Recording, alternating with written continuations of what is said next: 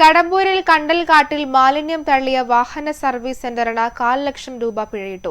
1 ടണ്ണോളം മാലിന്യം സ്ഥാപനത്തിന്റെ ചെലവിൽ കണ്ടൽകാട്ടിൽ നിന്നും നീക്കം ചെയ്തു. ജില്ലാ എൻഫോഴ്സ്മെന്റ് സ്ക്വാഡാണ് മാലിന്യ നിക്ഷേപത്തിനെതിരെ നടപടി സ്വീകരിച്ചത്.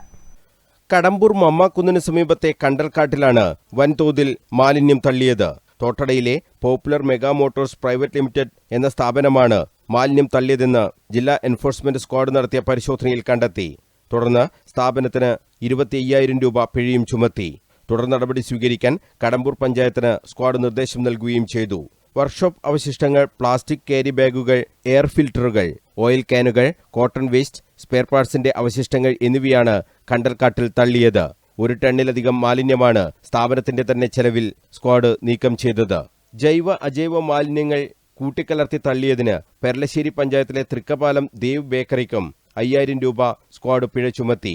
പരിശോധനയ്ക്ക് squad leader EP Sudheesh, enforcement officer KR Ajayakumar, Shareekhul Ansar, Kadambur panchayat health inspector AV Anees, NV Anees Muhammad എന്നിവർ നേതൃത്വം നൽകി.